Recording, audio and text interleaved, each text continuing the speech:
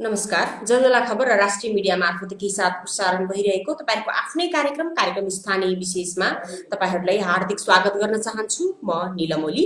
दर्शकबिन, हामीले यस कार्यक्रममा नेपालभरिका विभिन्न क्षेत्रको समसामयिक विषयवस्तुहरू प्रस्तुत गर्ने गर्दछौँ र आज यस कार्यक्रममा हामीले विगत केही दिनदेखि कोरोना नामक भाइरसले विश्वव्यापी रूपमा महामारी फैलाइरहेको छ, त्यही विषयमा त्यसबाट बच्नको लागि अपनाउनु पर्ने उपायहरू के कस्ता छन् र त्यसको प्रभाव के कस्तो परिरहेको छ विभिन्न ठाउँमा त्यसको नेपालका विभिन्न क्षेत्रमा विभिन्न स्थानीय तहमा त्यसको प्रभाव कतिको परिरहेको छ, त्यसै विषयमा कुराकानी गर्दैछौँ। र त्यसै विषयमा कुराकानी गर्नको लागि हामीले नेपालभरिका विभिन्न स्थानीय तहका प्रमुखहरूसँग कुराकानी गर्दैछौँ र त्यस ठाउँमा कोरोनाको प्रभाव कस्तो रहेको छ र त्यसबाट बच्नको लागि स्थानीय प्रमुखहरूको भूमिका के कस्तो रहेको छ त्यस विषयमा कुराकानी गर्दैछौँ। र यसै गरी आज हाम्रो यस कार्यक्रमको प्रत्यक्ष पहिलो अतिथि हुनुहुन्छ जोसँग हामी प्रत्यक्ष टेलिफोन सम्पर्क मार्फत कुराकानी गर्ने गर्दछौँ। उहाँ हुनुहुन्छ प्युठान जिल्लाको नौबहिनी गाउँपालिकाका अध्यक्ष शिवराज रिजाल। उहाँलाई म कार्यक्रममा स्वागत गर्न चाहन्छु। स्वागत छ अध्यक्षज्यू तपाईँलाई कार्यक्रममा। कस्तो छ अहिले प्युठानको नौबहिनी गाउँपालिकामा कोरोनाको प्रभाव? प्युठान जिल्लामा हामीले सुनिरहनु भएको छ अध्यक्षज्यू? नौबहिनी गाउँपालिकामा कोरोना भाइरसको प्रभाव कस्तो रहेको छ बताइदिनुहोस् न।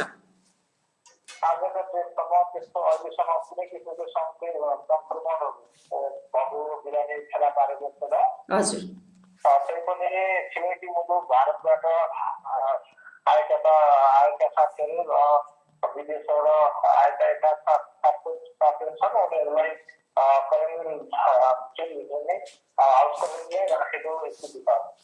अनि कस्तो खालका जनचेतनामूलक कार्यक्रमहरू आयोजना गरिरहनु भएको छ? हामीले अब वास्तवमा स्थानीय सरकारका सबै स्वास्थ्य कर्मी साथीहरू जनचेतनामूलक कार्यक्रममा लाग्नुभएको छ, जनको साथीहरू लाग्नुभएको छ र सानो सानो ग्रुपमा 2-3जनाको उसमा माइकिङ गर्दै युवा साथीहरू हेर्नु भएको छ, प्रहरी साथीहरूले माइकिङहरू हेर्नु भएको छ। सबै आफ्नो घरमा सुरक्षित बसौँ, एकअर्कामा ठुलो भिडभाडमा नगर्छ, यसो इमर्जेन्सी कामले गर्दा मास्क प्रयोग गरौँ, सेनिटाइजर प्रयोग गरौँ होइन भनेर हामी व्यापक रूपमा सबै तहदेखि हेरेर उद्योग वाणिज्य त्यसपछि आएर प्रहरी प्रशासन स्वास्थ्यकर्मी साथीहरू जनप्रतिनिधि साथीहरू र सचेत नागरिकहरू सबै आफ्नो तहका पढेर आएको छ। अनि जुन अहिले लकडाउनको पनि म्याद थपिएको छ, लकडाउनलाई लम्ब्याइएको छ अझ 1 हप्ता। यसै क्रममा जुन अलपत्र परेका यात्रुहरू हुनुहुन्छ उहाँहरूलाई कसरी व्यवस्थापन मिलाउनु भएको छ, उहाँहरूलाई गन्तव्य स्थलसम्म कसरी पुर्याउने सोच्नु भएको छ तपाईँहरूले? अब हाम्रो ठ्याक्कै अहिले प्युठान जिल्लाको जस्तै त्यस्तो आधिकारिक हामी दुःख पायौँ भन्ने साथीहरूको रेकर्ड हामीसँग आइसकेको छैन। हजुर, केही लेबर ग्रुपहरू बाहिर काम गर्न गएको, पोखरा साइडतिर यो साइडतिर गएको भन्ने सुन्नमा आउँछ। उहाँहरू ठिक गाडीमा गाना गनेर आउनुहुन्छ र जहाँ भालुवाङसँग लिएर छोड्छ र भालुवाङबाट फेरि एउटा गाडी लिएर रिसिभ गर्छ, जुन गाउँपालिका हो त्यो गाउँपालिकामा लग्ने व्यवस्था गरिएको छ। अनि गरिब दुखी दिनभरि मजदुर गरेर साँझ बेलुकाको छाक टार्ने मजदुरहरूको लागि अहिले लकडाउन भइसकेपछि बाहिर निस्किन पाउँदैन, पसलहरू सम्पूर्ण खाद्यान्न कुराहरू बन्द भएकाले उहाँहरूको लागि व्यवस्थापन के कस्तो मिलाउनु भएको छ? नौबहिनी गाउँपालिका हाम्रो स्थानीय सरकारले गरिब दुखी असहाय अपाङ्ग र दैनिक मजदुरी गरेर दिसभरि काम गरेर व्यक्ति खाने त्यस्ता किसिमका मजदुरहरूलाई घर परिवार सङ्ख्या हेरेर 25 किलोदेखि 50 किलो चामल र 3 किलोदेखि 5 किलो दाल दिने तत्कालको लागि व्यवस्था गरेको छ। र रासन सिद्धिको लकडाउनको टाइममा लान नपाएको र रासन सिद्धिएको छ भने उद्योग वाणिज्य संस्थासँग कोर्डिनेसन गरेर स्थानीय सरकार नेपाल प्रहरी स्थानीय सरकार सबै बसेर अब बिहान 8 बजेदेखि 10 बजे र बेलुकी 4 बजे देखि 6 बजेको बिचमा गाउँभरिका साथीहरूले एउटा गाडी रिजर्भ गर्ने त्यसमा एकजना मान्छे आउने र यहाँ लोड गर्ने दैनिक उपभोग्य सामानहरू जो अत्यावश्यक प्रमुख छ त्यो पुर्याउने व्यवस्था चाहिँ गरिएको छ। जुन यो कोरोनाको संक्रमणको कारण विश्वव्यापी रूपमा महामारी फैलिरहेको अवस्थामा यसै भाइरसको प्रत्यक्ष सामना गर्नको लागि जुन डाक्टरहरू नर्सहरू खटिरहनु भएको छ र सुरक्षाकर्मी जसले घाम पानी नभनी लकडाउनको सामना गरिरहनु भएको छ उहाँहरूको लागि एउटा कुनै सुविधा अथवा व्यवस्था के मिलाउनु भएको छ अध्यक्षज्यू? वास्तवमा भन्ने हो भने नेपाल प्रहरीको जुन खटाइ छ त्यो अत्यन्त पुरानो खटाइ छ, एकदम उल्लेखनीय रहेको छ। एकदम उत्साहजनक देखिएको छ। स्वास्थ्य कक्षाका साथीहरूले अत्यन्तै आफ्नो गम्भीरताले भेटेसँग आफ्नो क्षमताले भेटेसँग अत्यन्तै दृढताका साथ लाग्नुभएको छ। अहिलेसम्म त संक्रमण भएको व्यक्ति नभेटेको कारणले गर्दाखेरि त्यति साह्रो डराउनु आवश्यक छ, तर स्वास्थ्यकर्मी साथीहरू धेरै डराएको अवस्था छ। तैपनि आफूले अब ग्लोभहरू प्रयोग गरेर, सेनिटाइजरहरू प्रयोग गरेर, मास्क प्रयोग गरेर र पिपिई हामी प्रत्येक वाडामा पिपिई पठाएका छौँ र त्यस कारणले गर्दाखेरि सबै चिजहरू प्रयोग गरेर अब जनतालाई दिन सक्ने सेवा सुविधा सबै दिएका छौँ र मेन गरेर यो कोरोना जो भाइरस छ यो भाइरस औषधि उपचारले सन्चो हुने भन्दा पनि यो आफै नआउने र लिएर गएर आउने भएको कारणले गर्दाखेरि हामी सबै सेफ्टी हाउस कन्टेनमेन्ट रहनपर्छ भन्ने व्यक्तित्वमा हामी अगाडि बढेका छौँ र सबैलाई घरमा बस्न अनुरोध गरेका छौँ। अब एकाध दिन केही साथीहरू बाहिर निस्किनुभयो, भजन खेल्न थाल्नुभयो, हामी तुरन्त प्रहरी हामी गयो र त्यो सबै अहिले सबै कुलडाउन नै भएको देखिन्छ र अहिले प्रशित र वर्षित सबै जनता प्रशित छ र त्यो रोगबाट ग्रसित छ। त्यो संसारका विकसित मुलुकहरूले कन्ट्रोल गर्न नसकेको कुरा यदि हामी कहाँ आयो भने हामी कन्ट्रोल गर्न सक्ने बलबुतामा छैन भन्ने कुरा छ र अब हामी अर्को के बलबुतामा फैलाउन सुरु गर्नु छ भने चाहिँ अब अर्ग्यानिक चिजहरू खाउँ, गाउँघरको चिज खाउँ, साग खाउँ, सिस्नो खाउँ, ढेँडो खाउँ, आँटो खाउँ होइन। त्यो आर्टिफिसियल नलागो, किनभने त्यसलाई इम्युनिटी पावर पनि बनाउनु पर्छ। इम्युनिटी पावरले पनि यसलाई नष्ट गर्न सक्छन् होइन। शरीरमा अब फिजिकल राम्रो हुनुपर्छ भन्ने पनि र त्यो प्रभाव फैलाउनु पर्छ र गाउँमा पुग्नुपर्छ भन्ने साथ अब हामी धेरै अगाडि बढ्न थालेका छौँ। समय सूचनाको लागि तपाईँलाई धेरै धेरै धन्यवाद अध्यक्षज्यू। धन्यवाद मेडमजी। दर्शकबिन उहाँ हुनुहुन्थ्यो प्युठान जिल्लाका 9 बहिनी गाउँपालिकाका अध्यक्ष शिवराज रिजाल। पक्कै पनि उहाँले भने जस्तै अर्ग्यानिक कुराहरूतिर हामी अब झुक्न जरुरी छ। जुन पहिले जङ्क फुडहरू खान्थ्यौँ, चाउचाउ बिस्कुटहरू जस्तो अरू खाद्यान्न बाहेक अरू कुराहरू जङ्क फुडहरू खान्थ्यौँ, त्यसलाई लत्याएर अब हामी फेरि पनि ढिँडो सिस्नो रोटीतिर फर्कन जरुरी छ, मकै भटमासतिर फर्कन जरुरी छ। त्यसले हाम्रो इम्युनिटी पावर बढाउँछ र रोगसँग लड्न सक्ने कोरोना भाइरस जस्ता घातक रोगहरूसँग लड्न 100% सक्छ त म भन्न सक्दिनँ, तर एटलिस्ट इम्युनिटी पावर बढाउँछ। आफूले आफ्नो शरीर पहिले नै स्ट्रङ भयो भने कोरोना भाइरस जस्ता घातक भाइरसहरू आइसकेपछि जति सजिलै आक्रमण गर्न सक्ने त्यति सजिलै त्यति सहज उनीहरूलाई भाइरसहरूलाई हुँदैन। हामी आफैमा सक्छौँ, आफैमा बलियो हुन सक्छौँ। त्यसको लागि पनि जुन अहिले फेसबुकहरूमा मैले चाहिँ हरेक व्यक्तिहरूको स्टोरीहरूमा देख्ने गर्छु, चाउचाउ बिस्कुट होममेड मोमोहरू खानुहुन्छ, त्योभन्दा सुक्खा रोटी बनाएर खानुहोस्, आटो खानुहोस्, ढिँडो खानुहोस्, सिस्नो खानुहोस्, अर्ग्यानिक कुराहरू खानुहोस् भन्न चाहन्छु। सम्पूर्णलाई म यही अनुरोध गर्न चाहन्छु। र फेरि पनि हाम्रो टेलिफोन सम्पर्कमा रोल्पा जिल्लाका त्रिवेणी गाउँपालिकाका रोल्पा जुङारका त्रिवेणी गाउँपालिकाका अध्यक्ष हाम्रो टेलिफोन सम्पर्कमा आइसक्नु भएको छ। त्यस गाउँपालिकामा कोरोनाको प्रभाव कस्तो रहेको छ र त्यसबाट बस्नको लागि उहाँहरूले के कस्ता उपायहरू अपनाइरहनु भएको छ त्यही विषयमा कुराकानी गर्नको लागि रोल्पा जुङारका त्रिवेणी गाउँपालिकाका अध्यक्ष सन्त कुमार ओली हाम्रो प्रत्यक्ष टेलिफोन सम्पर्कमा हुनुहुन्छ। स्वागत छ अध्यक्षज्यू तपाईँलाई कार्यक्रममा। कस्तो छ अहिले रोल्पाको त्रिवेणी गाउँपालिकामा कोरोनाको प्रभाव कस्तो रहेको छ? अब अहिले अवस्था सबै सामान्य नै छ। अब विदेशबाट आउने मान्छेहरूलाई हामीले क्वारेन्टाइन बस्न भनेका छौँ र अब अहिले अब यो स्थानीय स्तरमा सबै ठाउँमा हेर्दाखेरि ठिकै छ, सामान्य नै छ। अब सबै कुराहरू बन्द भएको छ, लकडाउन गरिएको छ, सबै घर घरमा बस्नु भएको छ। भर्खरै हामीले हिजो बैठक बसेर कोरोना सम्बन्धी थप लगतहरूको पाउनुहुन्छ, लगत तयार पार्ने, अनि त्यस पछाडि गाउँबाट सबै आलो समूह, वन समूह, क्लबहरू सबै प्रहरी, प्रशासन, जनप्रतिनिधि, कर्मचारी, सबै स्वास्थ्य कर्मीहरू लागेर यसलाई थप अझ राम्रो व्यवस्थित गर्ने भन्ने निर्णय भएको छ। अब यसको लागि कोर्स पनि हामीले बनाएका छौँ। जनचेतनाको लागि के कस्ता कार्यक्रमहरू आयोजना गरिरहनु भएको छ? हजुर, अहिले हामीले सकारात्मक कामहरू, जनचेतनामूलक कुराहरू गरिरहेका छौँ। अब यो त्रिवेणी छिर्ने नाका, यो कपिकोटदेखि यता त्रिवेणी छिर्ने नाका निगम पानीमा हामीले चेक जाँचको यो हेल्थ डेस्क सञ्चालन गरिरहेका छौँ।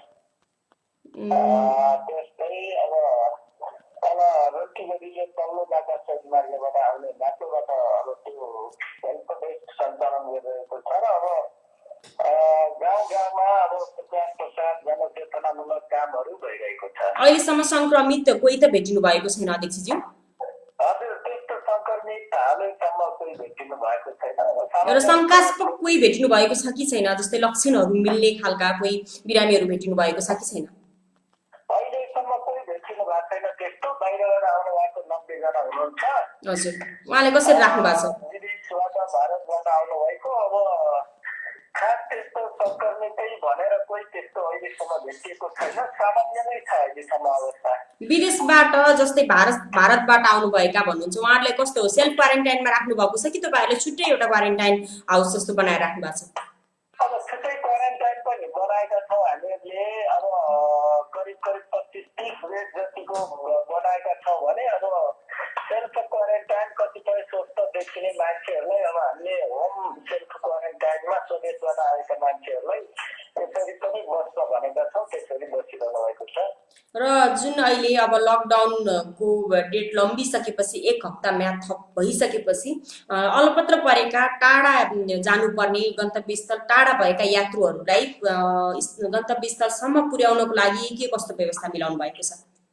अब टाढा जानको लागि हामी वडासँग, त्यस पछाडि गाउँपालिका, त्यस पछाडि अब सिडिओ कार्यालयको पास लिएर कहाँबाट आउने हो, कहाँ जाने हो, के जरुरी काम हो, त्यो सबै कुरा बुझेर हामीले अहिले त्यो स्वास्थ्य व्यवस्था गरेर ल्याउने लैजाने काम गरेका छौँ। जस्तो कोही बिरामी होला, औषधि सकिएको होला होइन। अब त्यस्ता मान्छेहरू कतिपय खाद्यान्न नपुग्ने मान्छेहरूलाई खाद्य व्यवस्थाको लागि, त्यो सबै खालको गर्नको लागि हामीले त्यो सबै व्यवस्था गरेका छौँ।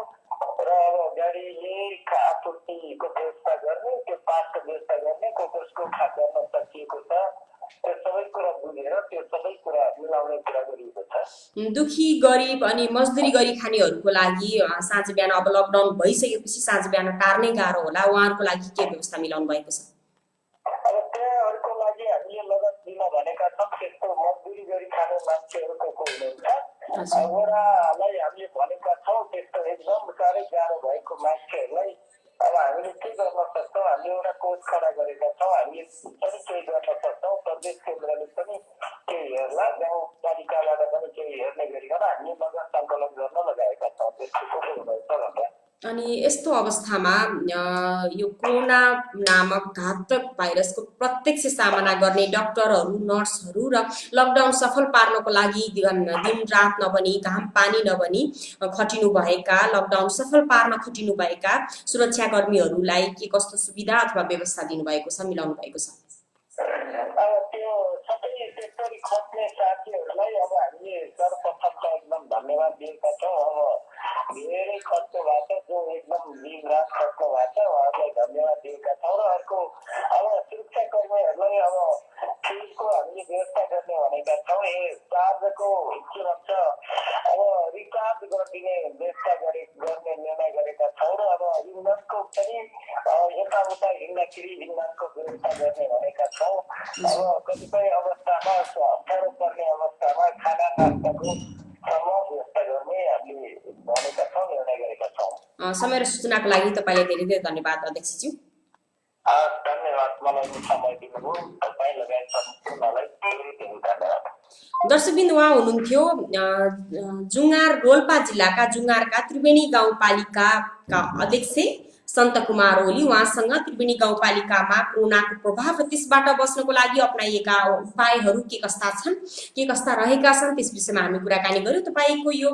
तपाईँले यो कार्यक्रम के कस्तो लाग्दैछ, हाम्रा कुनै कमी कमजोरी छन् भने आफ्नो अमूल्य सल्लाह सुझाव दिएर हामीलाई साथ दिनुहोला र आफ्ना कुनै समस्या, कुनै जिज्ञासा, कुनै प्रश्न छन् भने कमेन्ट मार्फत आफ्ना कुराहरू राख्न सक्नुहुनेछ र तपाईँको प्रश्नको प्रत्यक्ष जवाफ सम्भव भएसम्म मैले दिनेछु। यदि मबाट सम्भव भएन भने हाम्रा यस कार्यक्रमका अतिथि जो हुनुहुन्छ, गाउँपालिकाका अध्यक्ष, नगरपालिकाका मेयर र सम्बन्धित स्थानीय तहका प्रमुखहरूबाट तपाईँको प्रश्नको जवाफ लिने म कोसिस गर्नेछु र नेपालभरिका विभिन्न समसामयिक विषयवस्तुहरू हामीले यस कार्यक्रममा प्रस्तुत गर्ने गर्दछौँ र आज लगायत एक दुई दिन पहिलेदेखि हामीले यस कार्यक्रम एउटा कोरोनाको लेटेस्ट अपडेटको रूपमा यस कार्यक्रम सञ्चालन गरिरहेका छौँ र यसमा हामीले नेपालभरिका विभिन्न स्थानीय प्रमुखहरूसँग त्यस सम्बन्धित स्थानीय तहको अवस्था कस्तो रहेको छ, कोरोनाको प्रभाव कस्तो रहेको छ र त्यसबाट बस्नको लागि उहाँहरूले के कस्ता उपायहरू अपनाइरहनु भएको छ, त्यसै विषयमा कुराकानी गर्ने गरिरहेका छौँ र यसै बिचमा फेरि पनि हामीसँग फेरि पनि अर्को टेलिफोन सम्पर्क भइसकेको छ। बाँके जिल्लाका प्रहरी उपरीक्षक एसपी वीरबहादुर ओली हाम्रो प्रत्यक्ष टेलिफोन सम्पर्कमा हुनुहुन्छ। यदि तपाईँ यो कार्यक्रम हेरिरहनु भएको छ र तपाईँको कुनै प्रश्न, कुनै जिज्ञासा छन् भने कमेन्ट मार्फत आफ्ना कुराहरू राख्न सक्नुहुनेछ र तपाईँको प्रश्नको प्रत्यक्ष जवाफ दिनको लागि बाँके प्रहरी जिल्ला प्रहरी कार्यालय बाँकेका प्रहरी प्रमुख प्रहरी उपरीक्षक एसपी वीरबहादुर ओली हाम्रो प्रत्यक्ष टेलिफोन सम्पर्कमा हुनुहुन्छ। स्वागत छ एसपी साहब तपाईँलाई कार्यक्रममा। हजुर धन्यवाद। हजुर कस्तो छ अहिले बाँके जिल्लामा कोरोनाको प्रभाव? कोरोनाको प्रभाव भन्नाले त हाम्रो सुरक्षाको ड्युटी जुन छ, हाम्रो सुरक्षाको प्रहरी तैनाती छ। म आजदेखि यतिखेर पैदल बस्तीमा छु बजारमा। हजुर, अत्यावश्यक सेवाका बाहेक अन्य मान्छे अनावश्यक हिसाबले बजारमा नभिडभाड नहोस् भन्ने हिसाबले हामी सबैलाई सम्झाउँदै अनुरोध गर्दै लकडाउनलाई चाहिँ म पालना गरिदिने भनेर म आफै पनि सडकमा चाहिँ गतिमा गएर सम्झाउने काम गरिरहेको छु र हामीले सबै बोर्डर लगायत सबै एरियामा तैनाती गरेका छौँ। अनि त्यसपछि गएर अब यो कोरोनाको बारेमा क्वारेन्टाइनमा राख्ने कुराहरू समन्वय गरेर अर्कै अन्य जिल्लामा त अलपत्र परिवारलाई पठाउने कुराहरू निर्देशन भएको माथिबाट हामीलाई जुन सरकारले निर्देशन गरेको छ, हाम्रो च्यानलबाट निर्देशन भएको छ, त्यो खालको काम गर्ने काम हामीले गरिरहेका छौँ। समग्रमा अहिले त्यस्तो हात्ती हाल्नुपर्ने अवस्था पनि छैन। संक्रमित अथवा शङ्कास्पद कोही बिरामी भेटिनु भएको छ कि छैन? नै त्यस्तो कुराहरूलाई त स्वास्थ्य कर्मीहरूको समन्वयमा हामीले चाहिँ यहाँ जुन क्वारेन्टाइन छन्, क्वारेन्टाइनमा अहिले पनि 146 जना हाम्रो रिपोर्टिङमा अहिले पनि जिल्लाभरिकोमा 146 ठाउँमा 146 जना क्वारेन्टाइनमा रहेको अवस्था छ। हजुर, र उहाँहरूलाई पनि टेस्ट गर्ने कुराहरू, उहाँहरूको साथ पठाउनु पर्ने कुराहरू यसमा पनि स्वास्थ्य कर्मीहरूद्वारा उहाँले गरिराख्नु भएको छ। जहाँसम्म सुरक्षाको कुरा छ, सुरक्षाको कुरामा हामीले क्वारेन्टाइन स्थलमा सुरक्षा दिएका छौँ, चेकगार्डमा सुरक्षा दिएका छौँ, अनुरोध गर्दै हिँडेका छौँ, 50 व्यवस्थित हिसाबले बनाएका छौँ र विशेष गरी यो बोर्डर एरियामा चाहिँ हामीले परिचालन गरेको अवस्था चाहिँ छ। बोर्डर एरिया एकदमै भन्सारसँग सटेको जिल्ला पर्यो होइन? त्यसबाट नेपाल भित्रिने क्रम कतिको छ, कसरी लिइरहनु भएको छ, त्यो चुनौती कस्तो रहेको छ, आफ्नो अनुभव सुनाइदिनुहोस् न। मेरो पक्कै पनि एउटा चुनौतीपूर्ण नै छ। 65 किलोमिटर बाटो जिल्लासँग जोड्नेको जुन बोर्डर छ, ओपन बोर्डर छ, यो बोर्डरको चोर बाटो प्रयोग गरेर मान्छेलाई हतारमा निस्किनु पर्ने, आउनु पर्ने जुन प्रयास गर्ने जुन हुन्छ त्यसलाई रोक्न हामी लागिरहेका छौँ। अनि मेन जुन एउटा जमुना लागेको छ त्यसमा चाहिँ हामीले समकक्षहरूसँग समन्वय गरिकन अत्यावश्यक चिजहरूलाई चाहिँ हाम्रो परिचालन गर्ने कुरामा हामी समन्वयमै छौँ, त्यो रोकिएको छैन। र अत्यावश्यक वस्तुहरू आउनुपर्ने कुराहरूमा त्यो बाहेकको जुन मानिसहरू आउने जाने कुराहरू छ त्यो पनि समन्वय गरिकन आउनु पर्नेलाई लिएको अवस्था पनि छ र जानु पर्नेलाई लिएको अवस्था पनि छ। तर पछिल्लो समयमा भएको निर्देशन अनुसार हामीले अहिले स्थिति राखेका छौँ। अहिले लकडाउनले पनि 1 हप्ता थप लम्ब्याइएको छ। त्यस्तो अवस्थामा अल्पत्र परेका यात्रुहरूलाई गन्तव्य स्थलसम्म पुर्याउनको लागि कस्तो व्यवस्था मिलाउनु भएको छ एसपी साहब? विभिन्न कल कारखानामा काम गर्ने जुन स्टाफहरू रहेका छन् जिल्लामा, यिनीहरूलाई हामीले सुरक्षासँग समन्वय गरिकन जुन स्थानीय प्रशासनसँग जुन समन्वय हुने गरेको छ त्यसमा चाहिँ हामीले ती अल्पत्र परेका मजदुरहरू विशेष गरिकन विभिन्न कम्पनी फ्याक्ट्रीहरूमा काम गर्ने मजदुरहरूलाई यो अन्तर जिल्लाको विभिन्न गन्तव्य स्थानमा पुर्याउनको लागि चाहिँ अर्को जिल्लासँग समन्वय गरी हामीले हिजो अस्ति पनि हामीले पठाएको अवस्था चाहिँ छ। तर आज त्यस्तो हामीसँग अहिलेसम्म कुनै रिपोर्टिङमा आएको छैन। त्यो हामीले गरेका छौँ। अरू बाँकी उताबाट भारतको सीमाबाट चाहिँ छोडिएको बाटो परेर आउनेहरूलाई पनि हामीले निगरानी गरेका छौँ। त्यो अवस्था पनि छ। तर त्यसलाई पनि हामीले सम्बन्धित च्यानलमा त्यो विषयमा हाम्रो रिपोर्टिङ भइरहेको अवस्था छ।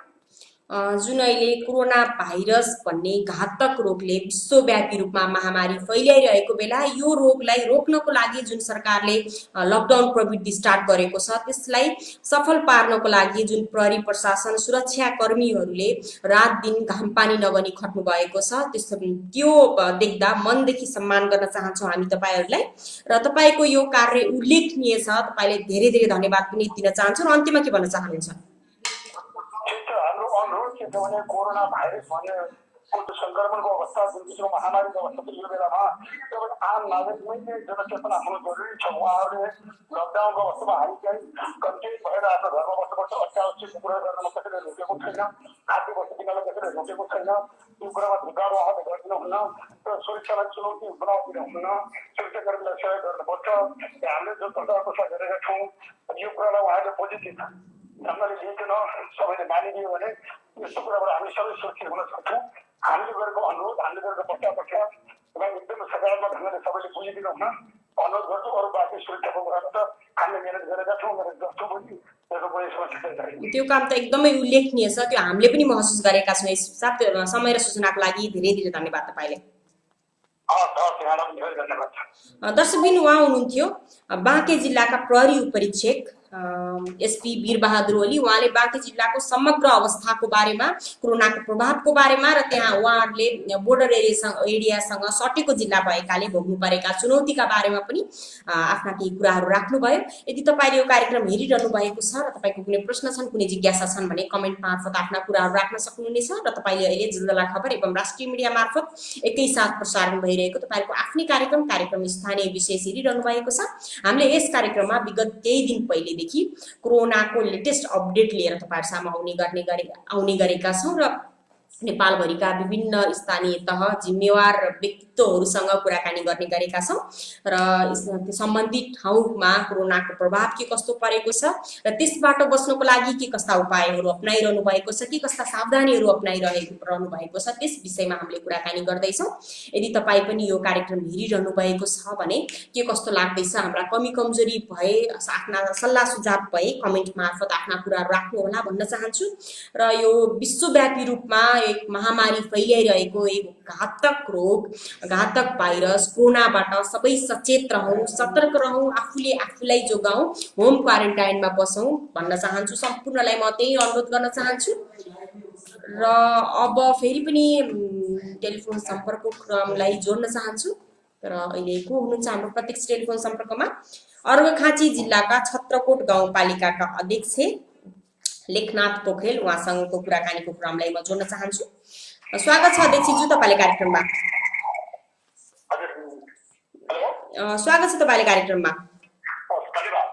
कस्तो छ अहिले अर्घाखाँची जिल्लाको छत्रकोट गाउँपालिकाको अवस्था, कोरोनाको प्रभाव कस्तो रहेको छ?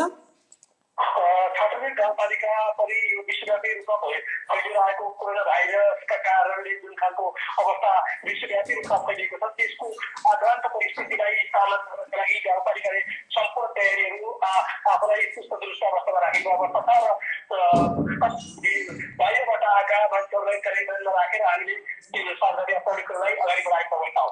जनचेतनाको लागि के कस्ता कार्यक्रमहरू आयोजना गरिरहनु भएको छ? जनचेतनाको लागि पारामा कोभिड-19 कोरोना भाइरसको जुन गतिविधिको बारेमा बाहिर आयो यसलाई हामीले सर्वप्रथम गाउँपालिकाका जनतालाई सूचना जारी गरेर यो खालको भाइरसको सिभिक पुलिसबाट प्रारम्भ भएको छ, सबैलाई सचेत गर्नका लागि सूचना जारी गरेर दोस्रो तर्फमा हामीले सबै गाउँपालिकाका जनप्रतिनिधि, राष्ट्रिय कर्मचारी र नागरिक समाजका अगुवाहरू सबैलाई राखेर एउटा खालले हामी विभिन्न देशका विशेषज्ञ डाक्टर ल्याएर अन्तर्क्रियात्मक कार्यक्रम गऱ्यौँ र अब यसबाट आउनुपर्ने सावधानीका विषयमा केही कुराहरू अगाडि बढाएको अवस्था छ भने सँगसँगै भइरहेका कतिपय सेनिटाइजेसनका कुराहरू, सेनिटाइजेसनहरू नभएको कारणले अत्याधिक अवस्था देखिएपछि गाउँपालिकाले छिमेकी भूमिबाट सबै निर्यात गरेर र मेटेरियल ल्याएर सबै जनतालाई पुग्ने गरी हामी कतिपय सबै जनतालाई मास्क वितरण गर्न सम्पन्न गरेका छौँ। सँगसँगै हाम्रो सबै नगरपालिकाको आफ्नो गाडीमा माइकिङ गर्ने र जनतालाई सचेत रहनका लागि हात धुने, पौष्टिक आहारहरू खाने, घरभन्दा बाहिर ननिस्कने, लकडाउनको अवस्थालाई पूर्ण रूपमा पालना गर्नका लागि सबै घर घरमा हामी पुगेका छौँ। त्यसै गरी गाउँपालिकाको स्वास्थ्य अवस्थालाई दुरुस्त राख्नका लागि हामीसँग मौजत रहेका 3 एम्बुलेन्सलाई चुस्त अवस्थामा राखेका छौँ भने हामीसँग अहिले पनि 7 जना एम्बुलेन्स डक्टरहरू हुनुहुन्छ र हामीसँग बनेका एउटा आइसोलेसन सेन्टर र 5वटा क्वारेन्टाइनहरूमा सबैका डक्टरहरूलाई तैनात गरेर राखेका छौँ भने स्थानीय प्रहरीको सहयोग लिएका छौँ। निर्वाचित जनप्रतिनिधिलाई छत्तीसका जनताहरूको रक्षा गर्नका लागि यो रोगबाट नअत्तिनुहोस्, नअत्तालिनुहोस्, घरभित्र बस्नुहोस्, सफाइमा रहनुहोस्, कागती खानुहोस्, टिमुर खानुहोस्, त्यति मात्र गरेर नसुनको आहारमा बढी गर्नुहोस् र अत्तालिएर सकेर बाहिर निस्कने होइन। हामी मरिन्छ कि भन्ने डरमा होइन कि तपाईँ सन्तुलित रूपमा आफूलाई मानसिक रूपमा यो रोगसँग लड्न सक्ने क्षमता मसँग छ भन्ने खालको इम्युनिटी पावर देखाएर भित्र बस्नु पारिवारिक जीवनयापन गर्नका लागि हामी अनुरोध गरेका छौँ र आम खालको बासी आमा दाजुभाइ दिदीबहिनीहरूले हाम्रो अनुरोधलाई स्वीकार गर्नुभएको छ र उहाँहरूले पालना गर्नुभएको छ। यसका बावजुद पनि कतिपय सङ्घीय सरकारबाट केही कमी कमजोरीहरू देखिए।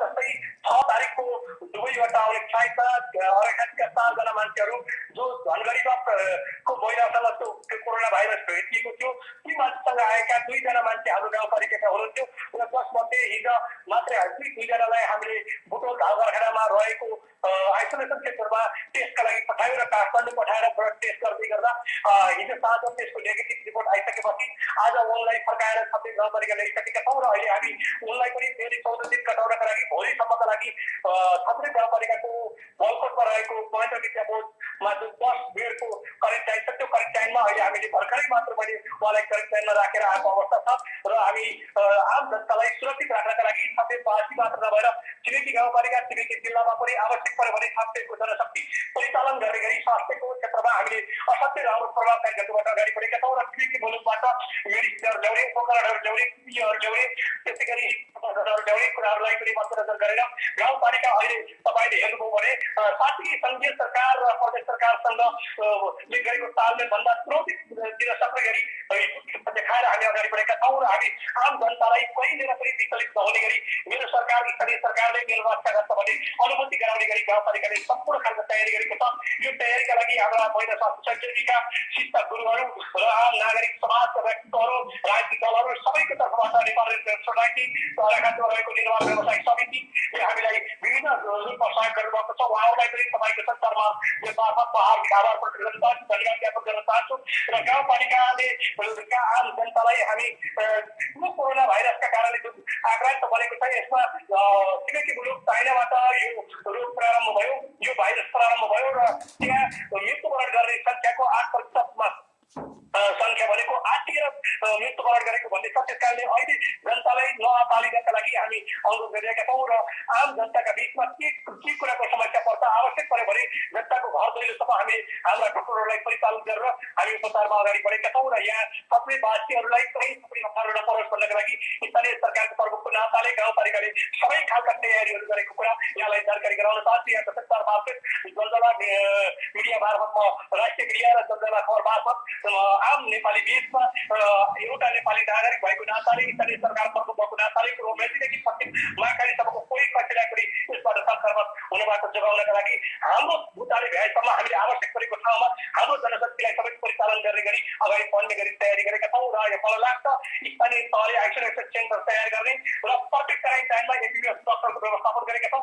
क्वारेन्टाइनमा राखेका मान्छेहरूलाई पनि बिहान चिया बिस्कुट खुवाउने र त्यसै गरी बिहान 7 देखि 7:30सम्म उनीहरूको खाना चिया खाजा खुवाउने, 11:30 देखि 12 बजीसम्म उहाँहरूलाई दाल भात तरकारी लन्च खुवाउने र फेरि 2 साढे 2 देखि 3सम्म खाजाको व्यवस्था गर्ने र फेरि साँझ 7 बजीदेखि 8 बजीसम्म उहाँहरूलाई डिनर खुवाउने र खानेपानीको व्यवस्थापन राम्रोसँग मिलाउने, बत्ती जाँदा सोलरको व्यवस्थापन, वाइफाई फ्री गरिदिने र केटाकेटीहरू भएको कारणले खेल्ने सामग्रीहरू पनि त्यहाँ व्यवस्थापन गरेर हाम्रा क्वारेन्टाइनहरू मलाई लाग्छ असाध्यै वैज्ञानिक ढङ्गबाट र साथै एउटा मापदण्ड जुन मापदण्ड भन्दा पनि माथि उठेर हामीले अग्रसरताका साथ अगाडि बढाएका छौँ र त्यहाँ बसेका क्वारेन्टाइनमा बसेका मान्छेहरूलाई पनि घरको सुविधा भन्दा विशेष खालको सुविधा दिएका कारणले सबै हामीसित जाँदै गर्दाखेरि उहाँहरूले आफूपन देखाएको अवस्था छ र हामी कुनै पनि शङ्करको शङ्का लाग्दैन, दूर र छुटछुट होइन कि एउटा लेभलबाट उहाँहरूलाई सम्मानपूर्वक त्यहाँ राखेका छौँ।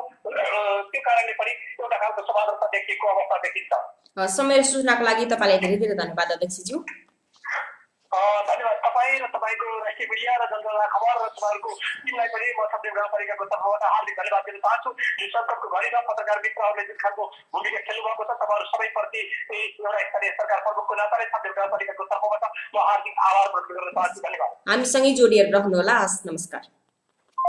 दर्शकबिन उहाँ हुनुहुन्थ्यो अर्घखाँची जिल्ला छत्रकोटका छत्रदेव गाउँपालिकाका अध्यक्ष लेखनाथ पोखरेल। उहाँसँगको छत्रदेव गाउँपालिकामा के कस्तो कोरोनाको प्रभाव के कस्तो रहेको छ त्यस विषयमा कुराकानी गर्यो। तपाईँहरू अहिले जनजला खबर एवं राष्ट्रिय मिडिया मार्फत केही साथ प्रसारण भइरहेको तपाईँहरूको आफ्नै कार्यक्रम स्थानीय विशेष हेरिरहनु भएको छ।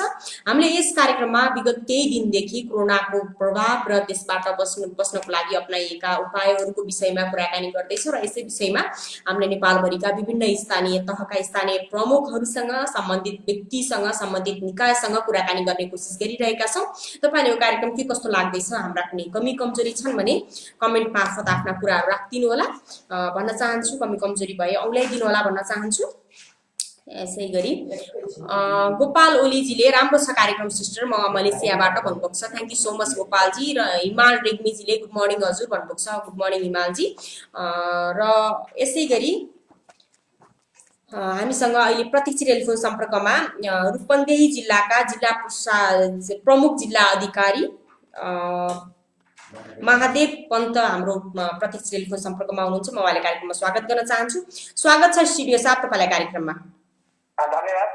के छ अहिले रूपन्देही जिल्लामा कोरोनाको प्रभाव कस्तो रहेको छ? जिल्लामा अहिलेसम्म कोरोनाको त्यस्तो पोजिटिभ केसहरू भेटेको छैन। हजुर, हामीसँग दुईवटा अस्पतालहरू छन्, मिनी प्रादेशिक अस्पताल र भीम अस्पताल भइरहला, जहाँ आइसोलेटेडमा राख्नुपर्ने बिरामीहरूको लागि व्यवस्था गरिएको छ र विभिन्न ठाउँ 13 ठाउँमा क्वारेन्टाइनको व्यवस्था गरिएको छ। करिब 300 मान्छेहरूलाई राख्न सक्ने क्षमता ती क्वारेन्टाइनहरूमा रहेको छ र करिब 90जना मान्छेहरू अहिले क्वारेन्टाइनमा रहेका छन्। अरू जिल्लामा यसको प्रभावबारे सबै मानिसहरूलाई जानकारी छ, त्यसैले यो लकडाउनको अवस्था एक्सटेन्सन भए पनि उहाँहरूले इमान्दारितापूर्वक कार्यान्वयन गर्नुभएको छ। मानिसहरू प्राय घरभित्रै रहनु भएको छ। अहिले अरू जनजीवन सामान्य छ। अनि जनचेतनाको लागि कस्तो कार्यक्रमहरू आयोजना गरिरहनु भएको छ? बुझ्नेले त बुझिहाल्नुभयो, नबुझ्ने जनताहरूको लागि सम्बन्धित स्थानीय पालिकाहरूले वडामा यो जनचेतना गर्ने कार्यक्रमहरू सञ्चालन गर्नुभएको छ। विशेष गरी यो कोरोना भाइरस र यसले पार्ने प्रभावको विषयमा उहाँहरूले जनताहरूलाई जानकारी गराइरहनु भएको छ।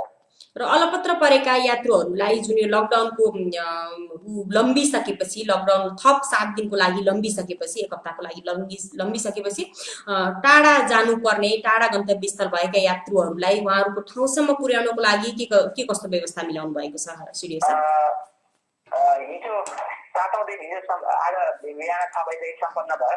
योभन्दा अगाडिका दिनहरूमा यो जिल्लाबाट विभिन्न जिल्लाहरूबाट काम गर्न आएका मान्छेहरूलाई विभिन्न जिल्लाहरूमा पठाउने र विभिन्न ठाउँहरूबाट बुटोलको बाटो हुँदै हाइवेको प्रयोग गरेर जाने मान्छेहरूलाई पनि सम्बन्धित जिल्लामा पठाउने कामहरू भइरहेको छ। अब करिब लेबर काम गर्ने मजदुरहरूलाई आफ्नो जिल्लामा जाने कामहरू करिब सम्पन्न भइसकेको छ।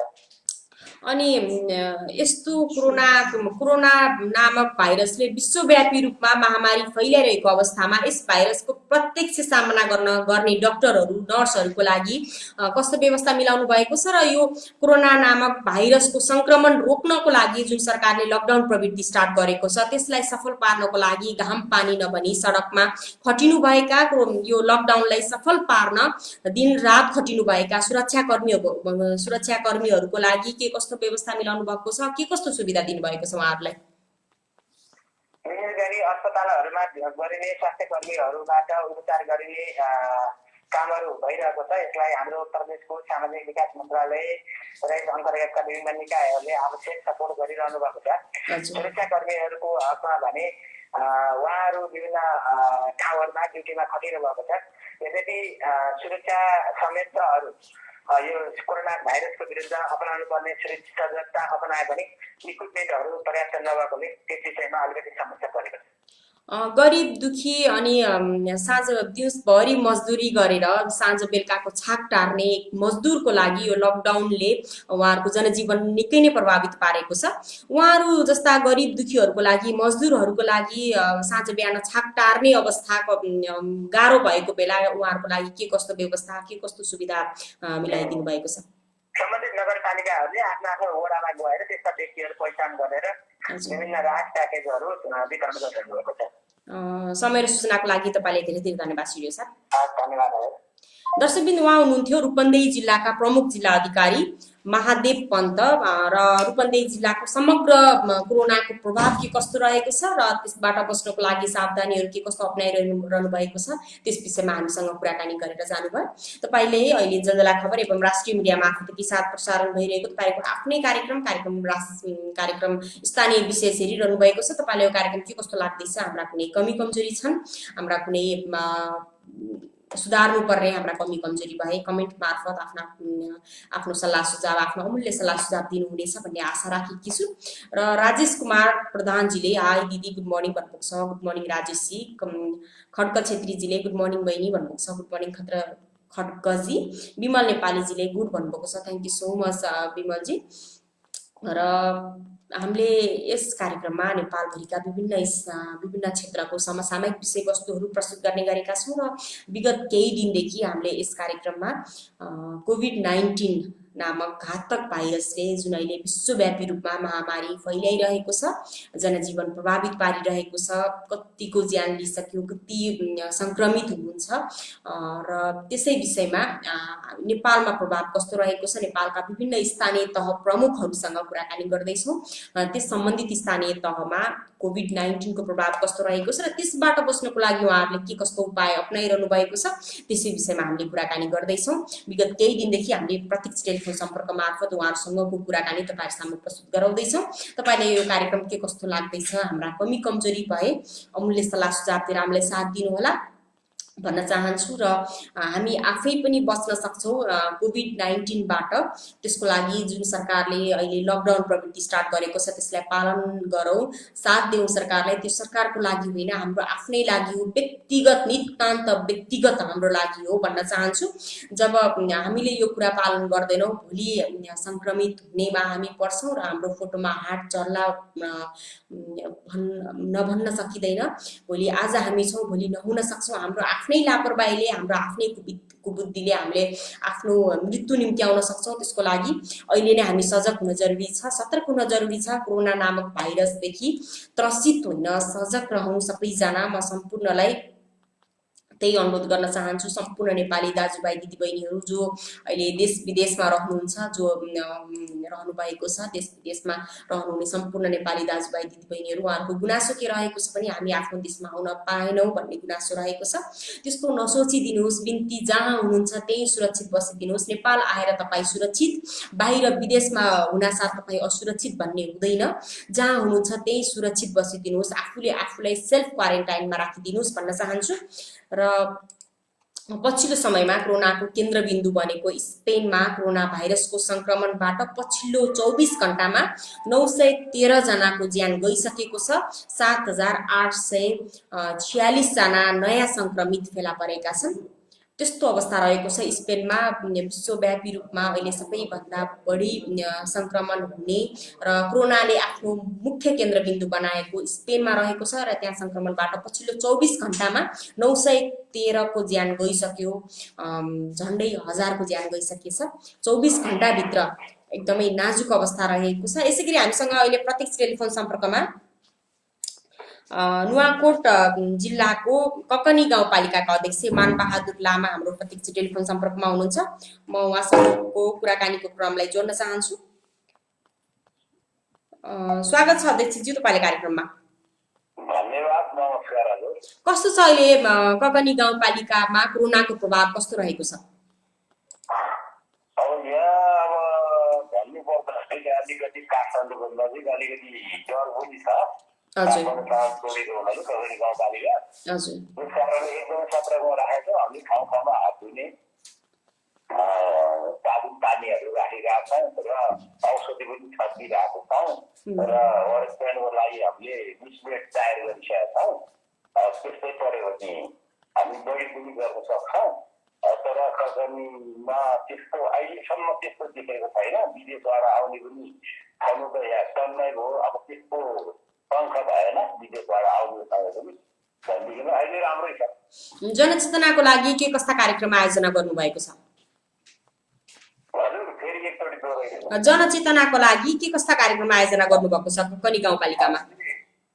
जनचेतनाको लागि हामीले माइकिङ गरेर सम्पूर्ण 8 वडामा माइकिङ गरिरहेको छौँ। ठाउँ ठाउँमा मास बाँडिरहेको छौँ। साबुन पानीले हात धुनु लागेको छौँ होइन। अब सिटोमाहरू पनि बाँडिरहेको छौँ। त्यस कारणले एकदमै त्यस्तो अहिलेसम्म त्यस्तो नराम्रो चाहिँ भएको छैन। गरिब दुखी मजदुरी गरी खाने निम्न वर्गीय व्यक्तिहरूको लागि नागरिकहरूको लागि कस्तो व्यवस्था मिलाउनु भएको छ? हामीले व्यवस्था मिलाउँदैछौँ। यो चाहिँ किन भनेदेखिलाई अब सबैले चाहिँ के हो अहिले 25 गतिसम्म लम्ब्याएको छौँ। त्यो पनि फेरि गर्दै नै सक्छौँ। त्यसको लागि हामीले गाउँपालिकाले एउटा मिटिङ गरेका छौँ होइन। त्यस्तै अब किन भनेदेखिलाई रोगले भन्दा पनि भोगले मर्को दिनु भएन। त्यस कारणले ककनी गाउँपालिकाको जनतालाई कुनै कमी हुनु दिन्न। किनभने भोगले पनि मर्को दिन्न, सकेसम्म रोगले पनि मर्को दिन्न। अलपत्र परेका यात्रुहरूलाई गन्तव्य स्थलसम्म पुर्याउन के गर्नुभएको छ अध्यक्षज्यू? त्यो गरिरहेको छ। मैले त्यस्तै पऱ्यो भने मैले आफूले पनि पास दिइरहेको छ। किनभनेदेखि पुलिसलाई पनि कोर्डिनेसन गरेर ल यस्तो अब विवाद परेको छ यसरी छोडिदिनुहोस् है भनेर भनिरहेको पनि छौँ। किनभनेदेखिलाई अब यो बाटो किनभने संसारै मान्छे आउँछ, लाखौँ रसुवाधारी मान्छे आउँछ। त्यसकोलाई पनि हामीले रोकेको छैन। त्यसलाई चेक प्याडमा हामीले जजाएर फेरि त्यसलाई रोग लागेको छैन, ज्वरो आएको छैन, रोग हो कि छैन भनेर हामीले चेक प्याडमा जजाएर मात्र छोडिरहेको। र यस्तो अवस्थामा कोरोना भाइरसको प्रत्यक्ष सामना गर्ने डाक्टरहरू नर्सहरूको लागि कस्तो सुविधा दिनुभएको छ र लकडाउनलाई सफल पार्नको लागि घाम पानी दिन रात नभनी खट्ने सुरक्षा कर्मीहरूको लागि के कस्तो सुविधा दिनुभएको छ? उहाँहरूको लागि के कस्तो व्यवस्था मिलाउनु भएको छ अध्यक्षज्यू? सुरक्षा कर्मीको लागि हो स्वास्थ्य कर्मी, अरू त बस्ने कुरो भएन। अरू कर्मचारी र पुलिस र स्वास्थ्य कर्मीहरू चाहिँ यहाँ 24 घण्टा खटिरहेको छौँ। त्यसको लागि केही हामी व्यवस्था गर्छौँ। तपाईँहरू निराश नहुनु। तपाईँहरूलाई हामी के सहयोग गर्नुपर्छ हामी गाउँपालिकाको तर्फबाट राज्यको तर्फबाट हामी गर्छौँ। तपाईँहरू निराश नहुनु भएर उहाँहरूले 24 घण्टा खटाइरहेको छौँ। किनभनेदेखि गाउँपालिकाले कुनै केहीमा पनि कमी गर्नु दिन्न। समय सूचनाको लागि तपाईँलाई धेरै धेरै धन्यवाद अध्यक्षज्यू। तपाईँलाई पनि धन्यवाद छ। मुरी दुई शब्द बोल्नु दिनु धन्यवाद। दर्शकबिन उहाँ हुनुहुन्थ्यो नुवाकोट जिल्लाका ककनी गाउँपालिकाका अध्यक्ष मानबहादुर लामा। उहाँले ककनी गाउँपालिकाको अवस्थाको बारेमा, कोरोना भाइरसको प्रभावको बारेमा र त्यसबाट बच्नको लागि उहाँहरूले अपनाइरहनुभएका सावधानीहरूको बारेमा हामीलाई जानकारी दिएर जानुभयो। तपाईँहरू अहिले जलबेला खबर एवं राष्ट्रिय मिडिया मार्फत एकैसाथ प्रसारण भइरहेको तपाईँहरूको आफ्नै कार्यक्रम स्थानीय विशेष हेरिरहनु भएको छ।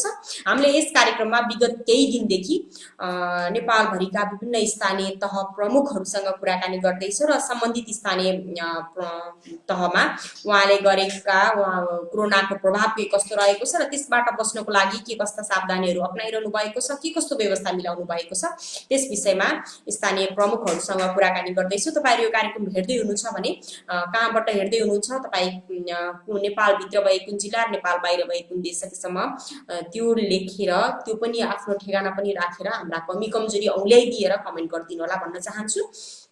र यसै क्रममा म फेरि पनि कोरोनाको महामारी एक दिनमै 37,016 जनाको मृत्यु भइसकेको छ। 1,69,000 बढीको उपचार सफल भएको छ। 1,69,000 भन्दा बढीको उपचार सफल भइसकेको छ भने मृत्यु हुनेको संख्या माफ गर्नुहोला 3716 को मृत्यु भएको छ। 1000 भन्न पुगेछ, त्यसको लागि क्षमा प्रार्थी छु। एकै दिनमा 3716 को मृत्यु भएको छ भने निको हुनेको संख्या, संक्रमण मुक्त हुनेको संख्या 1,69,000 बढीको उपचार सफल भएको छ। त्यो चाहिँ एकदमै खुसीको कुरा हो। र मृत्यु हुने सम्पूर्णमा हार्दिक श्रद्धाञ्जली व्यक्त गर्न चाहन्छु। जलजला खबर राष्ट्रिय मिडिया एवं मेरो व्यक्तिगत तर्फबाट। र अमेरिकामा कोरोना भाइरसको संक्रमणबाट मृत्यु हुनेको संख्या 3000 नागेको छ। 3000 बढीको अमेरिकामा मृत्यु भइसकेको छ। अमेरिकामा अहिले संसारको सबैभन्दा धेरै कोरोना भाइरसद्वारा संक्रमित व्यक्ति छन्, जसको संख्या 1,63,000 भन्दा बढी रहेको छ। विश्व संसारभरि सबभन्दा धेरै कोरोना भाइरस संक्रमित अमेरिकामा हुनुहुँदो रहेछ। उहाँहरूको संख्या 1,63,000 बढी छ। यदि हामीले समयमै सचेतना अपनाएनौँ, समयमै यो लकडाउन पालना गरेनौँ, सरकारको नियम पालनलाई उल्लङ्घन गर्यौँ भने अहिले अमेरिका छ, भोलि नेपाल नहोला भन्न सकिन्न। त्यसको लागि हामी पहिले नै नियम कानुनभित्रै बसेर सरकारको लागि होइन, अरूको लागि होइन, मेरो आफ्नो लागि हो भनेर सोचेर लकडाउन पालन गरौँ। आफूलाई सुरक्षित राखौँ।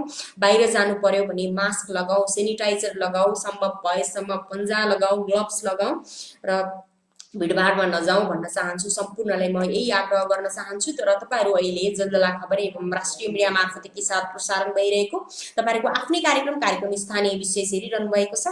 हामीले यस कार्यक्रममा नेपालभरिका विभिन्न स्थानीय तह प्रमुखहरूसँग कुराकानी गर्ने गर्दछौँ र त्यो सम्बन्धित स्थानीय तहमा कोरोनाको प्रभाव के कस्तो रहेको छ र त्यस विषयमा कुराकानी गरिरहेका छौँ। र यसै क्रममा फेरि पनि रूपन्देही जिल्लाका देवदह नगरपालिकाका नगर प्रमुख हिरा बहादुर खत्री हाम्रो प्रत्यक्ष टेलिफोन सम्पर्कमा हुनुहुन्छ। म उहाँसँग कुराकानी गर्न चाहन्छु। स्वागत छ मेयर साहब तपाईलाई कार्यक्रममा।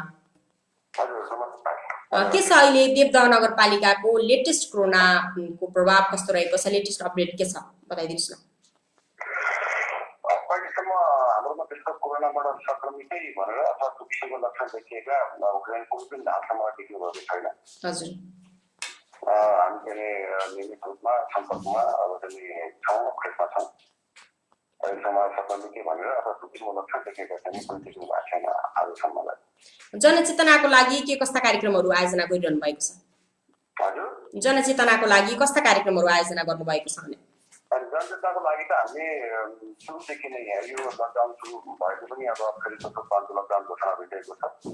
अनि कोरोना भाइरसको महामारीका सन्दर्भमा जब चाहिँ विश्वव्यापी रूपमा यसको चाहिँ संक्रमण फैलिन थाल्यो, त्यसदेखि नै कोरोनाको चाहिँ संक्रमण बढ्नका लागि अपनाउनु पर्ने विधिहरू, दूरी कायम गर्नुपर्ने, सरसफाइमा ध्यान दिनुपर्ने, ठुला कार्यक्रमहरू गर्न नहुने जस्ता कुराहरू चाहिँ हामी पौध अर्थमा लग्यौँ। र यसको चाहिँ लक्षणको बारेमा पनि हामीहरूले चाहिँ गाउँ तहसम्म, टोल बस्ती तहसम्म यसको चाहिँ लक्षणहरू देखिने लक्षणका बारेमा सबका कार्यक्रमहरू गऱ्यौँ।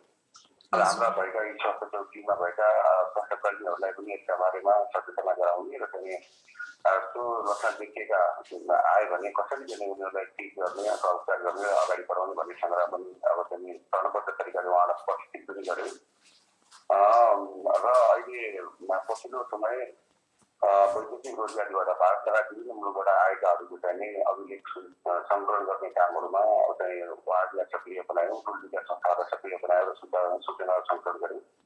र त्यस पश्चात फेरि उहाँहरूको चाहिँ घर घरमै पुग्ने, किनभने आएको धेरै दिन भइसकेको कारणले अब चाहिँ क्वारेन्टाइनमै आउनुभन्दा पनि घरमै क्वारेन्टाइनको चाहिँ विधिहरू पालना गरेर बस्नका लागि सबैलाई अनुरोध गरेर त्यसै अनुसार पनि अहिलेसम्म चलिरहेको छ।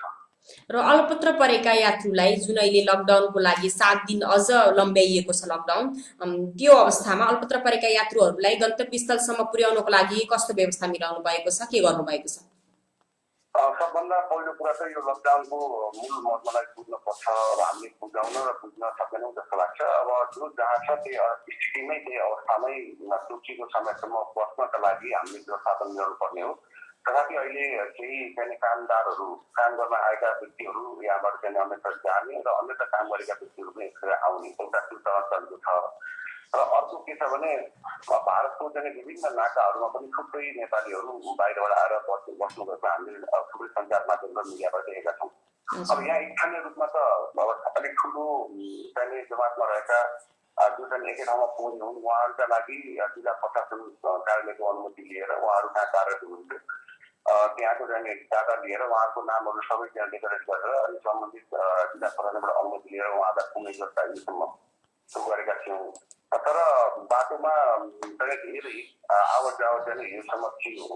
2जना 4जना 5जना टाढा टाढासम्म जानको लागि हिँडेका व्यक्तिहरू हुन्छ उहाँहरूलाई केहीलाई चाहिँ हामीले तपाईँहरू बस्नुहोस् खानाको बस्नको व्यवस्था हामी मिलाउँछौँ पनि भनेका छौँ तर मान्छे बस्न मान्दैन घरै पुग्न चाहन्छ अब उसलाई त्यो कुरा बुझाउन सकेको छैन र प्रशासनिक रूपमा पनि पूर्ण रूपमा त्यसलाई कार्यान्वयन गराउन सकेको छैन र आज हामीहरूले क्वारेन्टाइन पनि अब चाहिँ आवश्यक पर्यो भने सञ्चालन ल्याउनु पर्छ भनेर त्रिपुरा नगरपालिकाले एउटा क्वारेन्टाइनको सबै पूर्वाधारहरू चाहिँ तयारी गरेर अब चाहिँ बसेको अवस्था पनि छ तर अहिले घरमा विगत लामो समयदेखि बसेकाहरूलाई क्वारेन्टाइनमा लानुभन्दा पनि अब पछिल्लो समय जुन चाहिँ भारतको विभिन्न नाकाहरूमा छन् ती नाकामा भएका व्यक्तिहरूको डिस्ट्रिक्ट जिल्ला वाइज पहिचान गर्ने र त्यहाँ नाकाबाट सिधै जुन स्थानीय तह हो त्यही स्थानीय तहमा पुर्याउने गरी व्यवस्था हुन सक्यो भने अब यो बनाएको क्वारेन्टाइनहरू पनि प्रभावकारी कार्यान्वयन हुन्थ्यो र अब अहिलेसम्म सङ्क्रमण जटिल रूपमा देखिएको छैन र अब थप हुने जोखिमलाई पनि न्यूनीकरण गर्न सकिन्छ भने त्यही तयारीमा नै हामीहरू छौँ र जुन अहिले लकडाउन प्रवृत्ति अझ थप 1 हप्ताको लागि लम्ब्याइएको छ होइन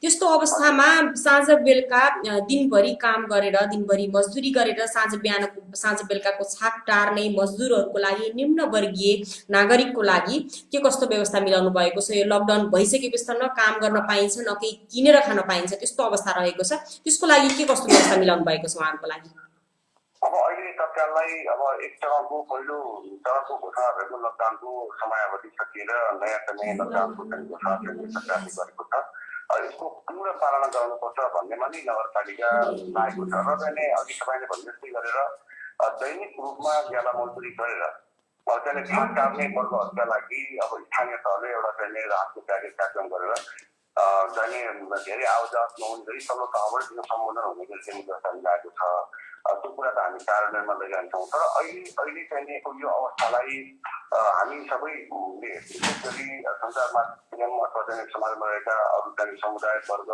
हामी सबै बुझ्न के जरुरी छ भने रोगसँग लड्नको लागि तयार हुने कि रोगसँग लड्ने भन्ने कुनै एउटा व्यक्ति प्रश्न हाम्रो बिचमा आएको छ अब अहिले यो यात्राको नाममा अब हामीले कृषि उत्पादनकै नाममा पनि अथवा चाहिँ एउटा हात वितरणकै नाममा अथवा खाद्यान्न अभावकै नाममा अब यो आवाजलाई बढी खोक्लो गरियो बढी बढाएर गइयो भने अब यो यसको सक्रमणबाट बच्न सक्ने चाहिँ हामीलाई लाग्दैन अब हामीले हामीसँग भएको स्वास्थ्य क्षेत्रको पूर्वाधारहरूलाई देखेका छौँ होइन अब हामीले कुन तरिकाले चाहिँ अगाडि बढिरहेका छौँ अहिले थुप्रै घटनाहरू कोरोना संक्रमित व्यक्तिका रूपमा चाहिँ भर्ना भएका व्यक्तिहरू पनि कोरोनाको चाहिँ अब चाहिँ परीक्षण गर्दा नेगेटिभ देखिएको पोजिटिभ नदेखिएको कोरोना संक्रमित नदेखिएको जटिल अवस्थाहरू पनि छन् हाम्रो मनोविज्ञान अहिले चाहिँ ज्वरो आउँदा बित्तिकै कोरोना भइहाल्यो कि कोरोना लगाइहाल्यो कि भनेर एउटा चाहिँ सशङ्कित हुनुपर्ने वातावरण निर्माण भएको छ घरमा ज्वरो आएको बिरामीलाई सजिलै चाहिँ अब हस्पिटल लैजाने वातावरण निर्माण गरिएको छ यो कुरालाई हामीले महसुस गरेर भोलि योभन्दा जति परिस्थिति निर्माण हुन सक्छ अहिले त ठिकठुक केही घटनाहरू देखिएका छन् तर यसको डर बढ्दै गयो भने अब हामी खाने भन्दा पनि हामी ज्यान बचाउने कसरी भन्नेमा चाहिँ लाग्नु पर्ने त्यतिखेर ढिला भइसकेको छ त्यस कारणले अब यी कुराहरूलाई पनि अति चाहिँ विपन्न खानै नपाएर र चुला नै नजलेर अब मर्नुपर्ने अवस्था चाहिँ कुनै पनि स्थानीय तहले आउन दिन्छ जस्तो चाहिँ मलाई लाग्दैन सङ्घीय सरकारले पनि एक किसिमले घोषणा गरेको छ त्यस कारणले यो वर्गको समुदायलाई चाहिँ धैर्य गर्नुपर्ने अब अलिकति अहिले सस्तो लोकप्रियताका लागि ठाउँ ठाउँमा फेरि केही संस्थाहरूले चाहिँ रातका प्याकेजहरू लिएर फेरि निर्माण गरेको अनि फेरि आवाजात बढाएर घटनाहरू देखिएका छन् यो सन्दर्भमा स्थानीय तहलाई पनि सघाउन म सबैले हार्दिक अनुरोध गरेर सबै तहका स्थानीय तहलाई अब खाद्यान्न अभावका कारणले कोही मर्न नदिनका लागि चाहिँ स्थानीय तहले सबैले मिलाएका हुन्छन् र केन्द्र नगरपालिकाले पनि त्यो व्यवस्था मिलाएको छ तर अहिले चाहिँ हामी एक साथ चाहिँ खानाका लागि भन्दा पनि यो अब जीवन कसरी बचाउने कसरी यो कोरोनाको संक्रमणसँग चाहिँ जुझ्ने यसको सामना कसरी गर्ने भन्ने नै हामी चिन्तित हुनसक्छ जस्तो चाहिँ मलाई लाग्छ र केन्द्र नगरपालिकाले अब हामी बसेका छौँ सबै कार्यपालिकाले चाहिँ एउटा स्पष्ट यस्ता बेलामा चाहिँ निर्णय गर्न सक्ने गरी प्रमुख अब हाम्रो प्रवक्ता पनि प्रशासनिक अधिकारीहरू बसेर काम गर्न सक्ने गरी पनि अब हामीले अगाडि बढाएको छ अब यो राहत माग्ने सन्दर्भमा अति विपन्न हामीले एउटा फारम डेभलप गरेका छौँ सो घोषणा गर्ने म दैनिक रूपमा ज्याला मजदुरी गरेर चाहिँ खान्थे म र मेरो परिवारको ज्याला मजदुरी बाहेक अन्य कुनै स्रोत छैन भन्ने तरिकाको एउटा चाहिँ आफै घोषणा गरेर तल्लो तहबाट नगरमा आउनै नपर्ने टोलीका संस्थाले सिफारिस गरेर उहाँले आधारमा चाहिँ आर्थिक लगाउने गरी हामीले चाहिँ एउटा मेकानिजम एउटा संयन्त्र बनाएर काम गरिरहेका छौँ। म यो सञ्चार माध्यमद्वारा म सबै नगरवासीहरूमा अपिल गर्न चाहन्छु, अनुरोध गर्न चाहन्छु, नगरपालिका चाहिँ व्यवस्था भएर चाहिँ बसेको छैन, त्यसै बसेको छैन। हामी प्रत्येक घरमा समस्या परेका ठाउँमा चाहे ज्वरो आएको हो, चाहे विदेशबाट आएका व्यक्तिहरू बसेका ठाउँहरू हुन्, चाहे चाहिँ अन्य जति विषयवस्तुहरू परेका विषयवस्तुहरू त्यहाँ चाहिँ हामी पुगेका छौँ र चाहिँ यसलाई सम्बोधन गर्ने तयारी बसेका छौँ। तर यो अन्य चाहिँ बन्द जस्तो यो होइन। यसलाई चाहिँ त्यो गम्भीरतालाई चाहिँ लिइदिन मन। अहिले हामीले जति पनि परीक्षणहरू गऱ्यौँ, परीक्षणहरू पोजिटिभ आएनन्, परीक्षणहरू नेगेटिभ आए, तर त्यसैको कोरोना संक्रमणको चाहिँ डरले गर्दाखेरि उसले सही उपचार पाउन सकेन। अब आज जो स्थिति छ, यसको डर बढ्दै गयो भने हामी एक आपसबाट एउटा सदस्यबाट, परिवारको एउटा सदस्यबाट अर्को सदस्य डराउनु पर्ने, छिमेकीबाट अर्को छिमेकी डराउनु पर्ने जुन कोरोना संक्रमणको मिल्दो जुल्दो रहेका एक थापा बुटोलका थापाको निधन भएको थियो। उहाँले कोरोना संक्रमणको डर भएका कारणले सही उपचार नपाएर निधन भएको भन्ने तपाईँको भनाइरहेको छ। त्यस्तै हो, अन्त पनि देखिएको छ, अन्त पनि सञ्चार माध्यम र मिडियामा आएका कुराहरूले त्यही कुराहरू जताइरहेका छन् र हामीले यहाँ पनि प्रत्यक्ष रूपमा देख्यौँ। अब हामीले क्वारेन्टाइन भने पनि, आइसोलेसन भने पनि, अब जुनसुकै अस्पताल भने पनि अहिलेको हाम्रो जटिलता भनेको अब सबै प्रदेशमा अथवा चाहिँ नजिक ठाउँमा चाहिँ स्वाब परीक्षण गर्ने एउटा व्यवस्था अहिलेसम्म हुन सकेको छैन। भर्खरै किटहरू र चाहिँ पर्सनल प्रोटेक्टिभ इक्विपमेन्टहरू चाहिँ आएको जानकारी प्राप्त भएको छ। ती प्रत्येक ठाउँमा पुग्ने, ती कुराहरू सेटअप हुने, प्रत्येक ठाउँमा परीक्षण हुने, अब यी कुराहरू अलिक समय लाग्छ होला। त्यस कारणले पनि सरकारको तयारी एकातिर छ, नागरिकको चाहिँ एउटा जिम्मेवारीलाई चाहिँ वहन गर्न अर्कोतिर चाहिँ हाम्रो चुनौती छ। त्यसको सामना गर्नुपर्छ जस्तो लाग्छ मलाई। र देउडा नगरपालिकाको सन्दर्भमा हामीले यतापट्टि सबैको घरमा पुगेर सचेतना फैलाउने, उहाँहरूलाई चाहिँ सचेत गर्ने, उहाँहरूलाई चाहिँ सुरक्षित गरेर घरमा अनुरोध गरेका छौँ। यतापट्टि चाहिँ अर्कोतिर हामीले क्वारेन्टाइनको स्थापना गरेका छौँ। त्यसको सबै क्षेत्र बन्दोबस्त चाहिँ मिलाएका छौँ।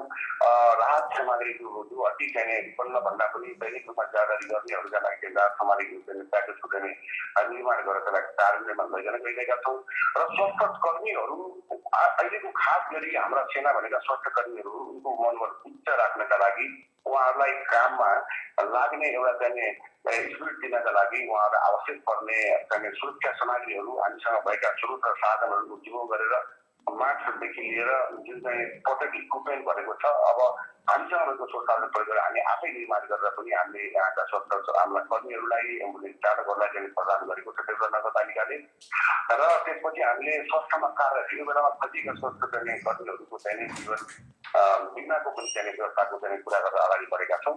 अब हामी सबै मिलेर यसको सामना गर्न तयार। तर हामीसँग अहिले पनि म पटक पटक भन्छु, विश्व स्वास्थ्य सङ्गठनले के भनेको छ भने टेस्ट गर र फेरि पनि टेस्ट गर, धेरैभन्दा धेरै टेस्ट गरेर यसको पहिचान गर र मान्छेलाई चाहिँ एरिया, मान्छेलाई अलग अलग राख्ने प्रबन्ध गर। अब सक्छौ चाहिँ आफ्नो चाहिँ सार्वजनिक स्थानमा गएर, सक्दैनौ घरमा गएर, विद्यालयमा गएर, जहाँ पनि गएर त्यो गर भनेर भनेको छ भने, तर हामीसँग अहिले टेस्टको चाहिँ व्यवस्था त्यति सही तरिकाले अगाडि नबढेको अवस्थामा अहिले हामीसँग भएको विकल्प भनेको लकडाउन र फेरि पनि लकडाउन हो। यसको कुनै विकल्प छैन। यसको महत्त्वलाई चाहिँ हामी सबै बुझ्नुपर्छ भन्ने चाहिँ मेरो अनुरोध। जुन तपाईँले स्वास्थ्य कर्मीको लागि यो सुविधा दिए भन्नुभयो, त्यसै गरी यो जुन फेरि पनि भन्नुभयो लकडाउन बाहेक अरू कुनै विकल्प नै छैन भन्नुभयो, र त्यही लकडाउनलाई सफल पार्नको लागि दिन रात घाम पानी नबनी लकडाउनलाई सफल पार्नलाई खटिएका सुरक्षा कर्मीहरूको लागि चाहिँ के कस्तो व्यवस्था मिलाउनु भएको छ? होइन, सुरक्षा कर्मीहरूको लागि हामीले भनेका छौँ। अब अहिले चाहिने प्रोटेक्टिभ इक्विपमेन्ट उहाँलाई चाहिने मास्क लगायत। अब अहिले एउटा चाहिने छ, तपाईँले भनेको कुरा चाहिँ कहाँनिर हो भने कोरोना सङ्क्रमित अथवा चाहिँ फिभर रेगुलर आइरहेको खुबीको सिम्टम उहाँलाई देखिएको अथवा त्योभन्दा पनि अझै जति चाहिँ स्वास्थ्यमा गाह्रो भएका व्यक्तिहरूलाई उठाउनै पर्यो, ल्याउनै पर्यो र त्यहाँ सुरक्षा कर्मीको चाहिँ प्रयोग गर्न पर्यो भने त्यो व्यवस्था हामी सुरक्षा कर्मीलाई पनि मिलाएका छौँ। तर अहिलेसम्म हाम्रो नगरपालिकामा त्यस्तो जटिलता देखिएको छैन। र सबभन्दा पहिलो फेस गर्ने भनेको एम्बुलेन्स हो। एम्बुलेन्स पछि चाहिँ हाम्रा स्वास्थ्य कर्मीमा बसेका स्वास्थ्य कर्मी साथीहरू र त्यसपछि हाम्रो क्वारेन्टाइनमा बसेका स्वास्थ्य कर्मी साथीहरू, उहाँलाई चाहिँ हामीले सबैलाई आवश्यक पर्ने जोड मिलाएका छौँ। यातायातको प्रबन्ध, चाहिने चिजहरूको व्यवस्थापन सबै कुरा नगरपालिकाले गरेर अगाडि बढेको छ। अन्त्यमा के भन्न चाहनुहुन्छ मेयर साहब? अन्त्यमा सबभन्दा पहिला चाहिँ यहाँलाई धन्यवाद दिन चाहन्छु, जुन रेगुलर रूपमा नियमित रूपमा चाहिने देशभरि सम्पर्क गरेर त्यहाँ भइरहेका कुराहरूलाई चाहिने जनताका सामु ल्याउने प्रयत्न यहाँले गर्नुभएको छ। यहाँको सञ्चार माध्यमलाई तपाईँको सम्पूर्ण टोलीलाई म धन्यवाद दिन चाहन्छु। र फेरि युद्धको मैदानमा छौँ। कोरोना संक्रमणसँगको यो युद्धको मैदानमा अब हामीहरूले ढिला गर्यौँ, हामीहरूले लापरवाही गर्थ्यौँ, हामीहरूले चाहिने अनावश्यक आवश्यक गतिविधिलाई बढायौँ भने अब यसको संक्रमणबाट हामी चाहिँ बच्न सक्दैनौँ। अब अहिलेको सेना भनेको देशको नागरिक हो। अब चाहिँ उक्त मनोबलका साथ हामीहरू अब त्यस्ता पनि कठिनाइ र चाहिँ समस्या परे पनि केही समय धैर्य गरौँ। अहिले भर्खरै धेरै कुराहरू गरेर हामीले चाहिँ धेरै ठुला ठुला कुराहरू गरेर यो जोखिमलाई चाहिँ निम्त्याउनु हुँदैन। मानव अधिकारका कुराहरू होलान्, खाद्य अभावका कुराहरू होलान्, अन्य सुविधाका कुराहरू होलान्। अहिले ती सबै कुराहरूलाई बिर्सेर कोरोना संक्रमणसँगको चाहिँ यो सामना भनेको घरभित्र बसेर गर्ने सामनालाई सबैले पालना गरौँ। मैले यो अनुरोध गर्न चाहन्छु र चाहिँ प्रदेश सरकारसँग विशेष गरी के आग्रह गर्न चाहन्छु भने अहिले पनि भारतीय सीमामा चाहिँ हाम्रो सीमामा थुप्रै नेपाली दाजुभाइहरू हामीले देखिरहेका छौँ सूचना माध्यमबाट। उहाँहरूलाई चाहिँ प्रेसरले त्यही रोक्दाखेरि उहाँहरू कुनै न कुनै बाटो अप्नाएर चोरी बाटो अप्नाएर हाम्रा ठुला सीमाको कारणले नेपाल भित्रिने ठुलो चाहिँ जोखिम छ। उहाँहरूलाई विश्वासमा लिएर तपाईँहरूलाई हामी व्यवस्थापन गर्छौँ। चोरी बाटाहरू अन्य बाटाहरू साना नाकाहरू प्रयोग नगर्नु, तपाईँहरू मूल नाकाबाट नेपाल आउनुहोस् भन्न चाहिँ यस्तो बाटो सिर्जना गर्नु अहिलेको आवश्यकता हो। र आइसकेकाहरूलाई सम्भावना हुन्छ भने त्यहीँ नै क्वारेन्टाइनमा राख्ने हो। क्वारेन्टाइनमा त्यहाँ सम्भावना हुँदैन भने जिल्ला वाइज वितरण गर्ने, जिल्ला वाइज उहाँहरूलाई चाहिँ डिस्ट्रिब्युसन गर्ने, निश्चित प्रोत्साहनको चाहिँ व्यवस्था गर्ने र उहाँहरूलाई तत्त जिल्लामा पठाएर जिल्लाका माध्यमद्वारा प्रत्येक नगरपालिकामा जहाँ जहाँ क्वारेन्टाइन छ भनेर चाहिँ अहिले प्रत्येक यो सूचना लिएको छ त्यहाँ त्यहाँ चाहिँ क्वारेन्टाइनमा पठाउने व्यवस्था गर्यो भने थप जोखिम चाहिँ हामीले मोड्नु पर्ने जस्तो लाग्छ। किनभने अहिले देशमा भित्रिसकेका हाम्रो बाहिरी देशबाट भारत लगायत चाहिँ थप देशको मूलबाट आउनुभएका सबै नागरिकहरूमा धेरै उच्च जोखिम देखिएको छैन। उहाँहरूलाई भोलिको दिनमा स्क्यानिङ गर्न पनि सजिलो हुन्छ, खोजी गर्न पनि सजिलो हुन्छ। तर अहिले जुन तरिकाले चोरी बाटोबाट भित्री बाटोबाट पैदलका रूपमा चाहिने राज्यको चाहिने नियमनमा नपरिकन निगरानीमा नपरिकन आउनेहरूबाट चाहिँ अब जोखिम आउँदैछ। त्यसकारण प्रदेश सरकारले पनि सक्रियता अप्नाओ, आफूसँग स्रोत साधनलाई सही रूपमा परिचालित गरेर साना नाकाहरूलाई बन्द गर्ने र मूल नाकाबाट ल्याएर उहाँलाई सबै ठाउँमा सिधै परिवारको सम्पर्कमा नगइकन,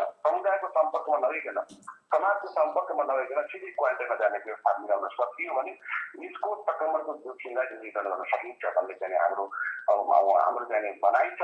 अब यो कुरालाई कार्यान्वयन लैजान प्रदेश सरकारमा लाग्नु, सङ्घीय सरकारले पनि धेरै ठुला ठुला राहत लगायतका कार्यक्रमहरूलाई घोषणा गरेको छ। त्यसलाई प्रभावकारी कार्यक्रम गर्नका निम्ति अब स्थानीय तहसँगको चाहिँ एउटा कोर्डिनेसन हातेमालो गरोस्, यही भन्न चाहन्छु। समय सूचनाको लागि तपाईँले धेरै धेरै धन्यवाद मेयर साहब।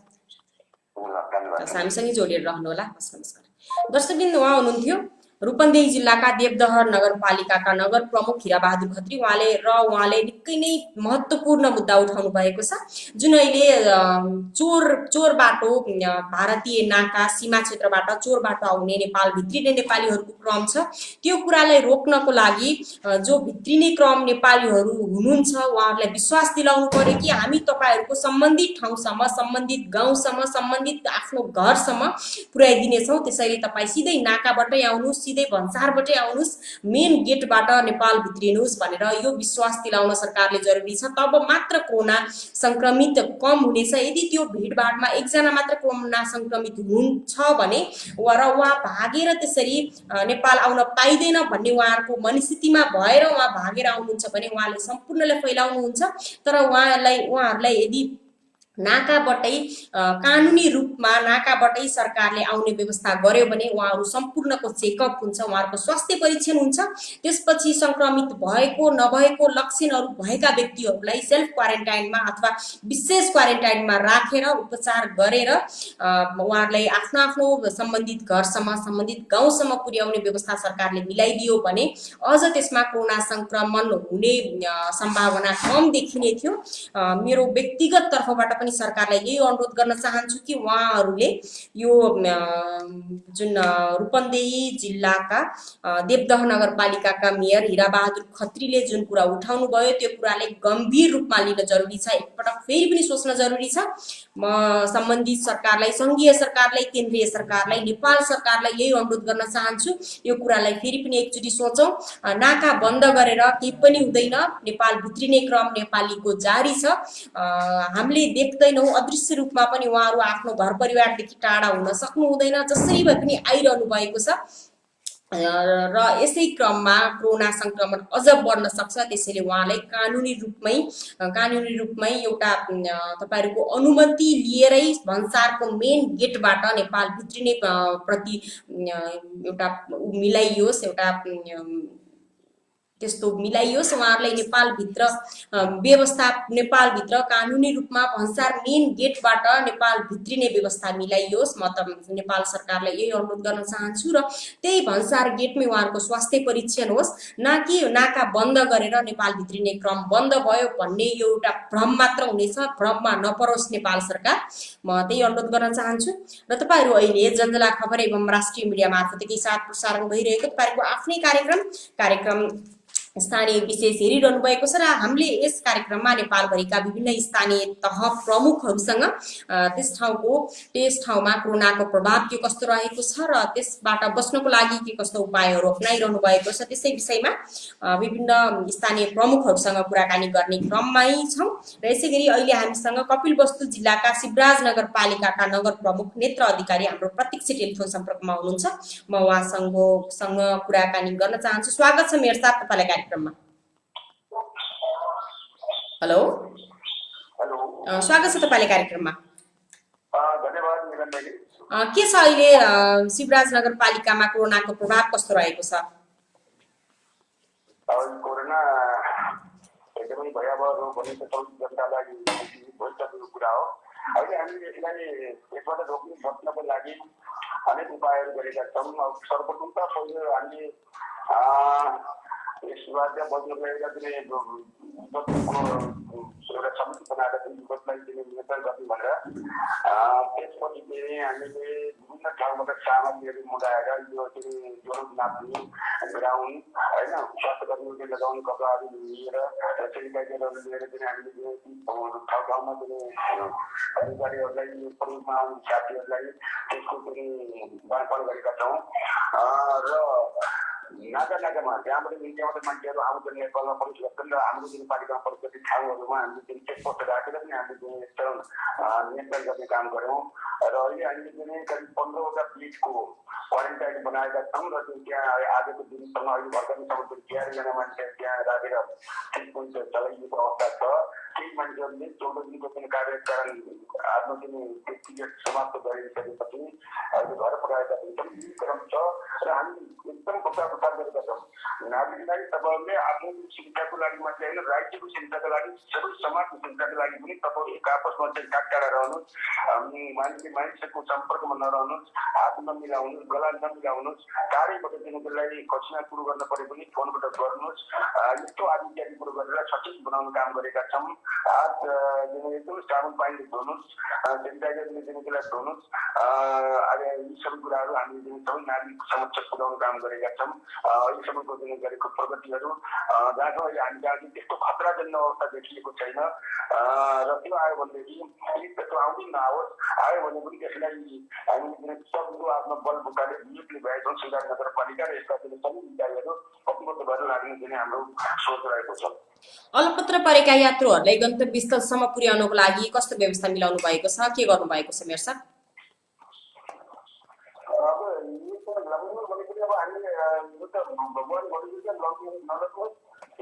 भन्ने हाम्रो बनाएका त्यही त्यसको लागि भन्ने हिसाबले मैले अहिले यो बिटहरू अहिले आज 10वटा बिटहरू थप्ने विचार गरेको छु र मैले त्यस्तो व्यवस्थापन गर्दैछु। र जस्तो अवस्था पर्न आवश्यक समस्याहरूलाई त्यस्तो तर्जिने अगाडि बढ्ने हो। र यसै गरी गरिब दुखी मजदुरहरूलाई मजदुरी गरी खानेहरूको लागि यो लकडाउनले उहाँहरूको दिनचर्या नै एकदमै गाह्रो परेको छ, उहाँहरूको जनजीवन प्रभावित भएको छ। त्यसको लागि के कस्तो व्यवस्था मिलाउनु भएको छ? लकडाउनको बेलामा गरिब मान्छेहरूले मजदुरी गर्न नपाएको अवस्था छ र हाम्रो यहाँको वाणिज्य व्यापार छन्, यहाँका व्यापारीहरूसँग बसेर छलफल गरेको छु। र मैले के भन्दाखेरि हामी कहाँ रहेका जति उनको परियोग छ, चाहे इँटा बट्टावालाहरू हुन्, चाहे अरू उद्योग धन्दावालाहरू हुन्, सबैहरूका काम गर्ने जति पनि लेबर छ, सबैले त्यो लेबरलाई काम त अहिले रोकिएको छ। अब सबैले च्यालेन्ज दिन सक्नुहुन्न भने पनि खाद्यान्न दिएर बचाउने काम गर्ने। भोलिका दिनमा सबैको उसको बिचमा सहमति भएर सबैले सिक्किम में खुवाउन भने पनि त्यो बहुत बढाइ कुरो हो। यदि खुवाउन सक्नुहुन्न भने उसको मोटिभबाट काट्ने गरिकन भयो भने सबै त्यहाँ काम गर्ने लेबरहरूलाई तपाईँले सेटिस्फाई गर्नु, उनीहरूलाई पालन पोषण गर्नु भनेर हामी भनिरहेको एक अवस्था यो हो। र अरू अन्य कुटुम्बवासीहरू अथवा गरिब तबकाका मान्छेहरू जोसँग यी गर्नु छैन, जसको छाटबाट बिहान मजदुरी गरेर मात्रै जीविकोपार्जन गर्छन्, त्यस्ता मान्छेहरूको लागि हामीले प्रत्येक वडामा अहिले जानकारी गरेर त्यहाँ लिस्टिङ गर्दैछौँ के कति मानिस जाँदा त्यस्ता खालका छन् तिनीहरूको रिजल्ट लिएर आइसकेको छु। नगरपालिकाले केही राहतका प्याकेजहरू गराएर चामल दाम नुन आदि बाँड्ने हाम्रो जुन सोच बनाइएको छ। र यसै गरी यस्तो अवस्थामा कोरोना भाइरसको प्रत्यक्ष सामना गर्ने डाक्टर, नर्स र स्वास्थ्य कर्मीहरू र यो लकडाउनलाई सफल पार्नको लागि घाम पानी नभनी खटिरहेका सुरक्षा कर्मीहरूको लागि कस्तो सुविधा अथवा कस्तो व्यवस्था मिलाउनु भएको छ? हामीले अहिले स्वास्थ्य कर्मीहरू एकदमै खट्नु भएको छ। हामी भन्दा पनि स्वास्थ्य कर्मीहरू एकदम खट्नु भएको छ। किन भन्दाखेरि हामीलाई भन्दा जानकारी उहाँहरूलाई हुन्छ र हाम्रा रहेका जुन जति पनि स्वास्थ्य कर्मी साथीहरू हुनुहुन्छ 24 घण्टा हामीले ड्युटी लगाएका छौँ। हाम्रो क्वारेन्टाइनमा 24 घण्टा ड्युटी छ। अरू ठाउँ ठाउँमा चेक गर्न ठाउँमा ड्युटी छ, एलर्ट छन्। कोही कसैलाई छुट्टी दिएको छैन, कोही कतिजना पाएको छैन। उहाँहरूलाई हामीले कुनै खास सुविधा एकदम दिएका छैनौँ र पनि उहाँहरू एकदम लाग्नु भएको छ। हामी अचम्म परेका छौँ। त्यसो हुँदाखेरि मलाई लाग्छ स्वास्थ्य कर्मीको कमीका कारणले होइन कि अब यो दैनिक प्रकोप हो, कहीँ भन्दा परेर आयो भनेदेखि कुरो न त स्वास्थ्य कर्मीको कमजोरीका कारणले हामीले आज त्यस्तो बदलाइ हुन सक्ने अवस्था छैन। र हाम्रा जुन स्वास्थ्य कर्मीहरू खट्नु भएको छ, म उहाँहरूलाई एकदमै धन्यवाद दिन चाहन्छु। र अरू पनि आवश्यक पऱ्यो भने हामीले यहाँ रहेका अरू जुन रिटायर गरेर बसेका स्वास्थ्य कर्मी अथवा सेवा गरेर स्वास्थ्य जानकारी गरेर आएका स्वास्थ्य कर्मीहरू जो बेरोजगार हुनुहुन्छ उहाँहरूलाई सबै हामीले प्रयोग गर्ने भन्ने खालको हाम्रो सोच रहेको छ। समय र सूचनाको लागि तपाईँलाई धेरै धेरै धन्यवाद मेयर साहब। धन्यवाद भाइ। ओके दर्शकबिन उहाँ हुनुहुन्थ्यो कपिलवस्तु जिल्लाका शिवराज नगरपालिकाका नगर प्रमुख मेयर नेत्र अधिकारी।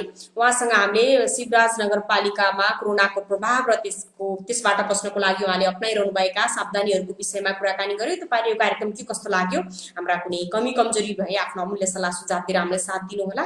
र भोलि पनि यस्तै यही कार्यक्रमको कोरोनाको ताजा अपडेट लिएर तपाईँहरू सामु आउने बाचा गर्दै अहिलेको लागि म निलम ओलीलाई पनि आज्ञा दिनुहोस्। स्वस्थ रहनुहोस्, मस्त रहनुहोस्, व्यस्त रहनुहोस्। तपाईको दिन सुखमय बितोस्। कोरोना नामक घातक भाइरसदेखि त्रसित होइन, सजग रहनुहोस्, सतर्क रहनुहोस्। नमस्कार।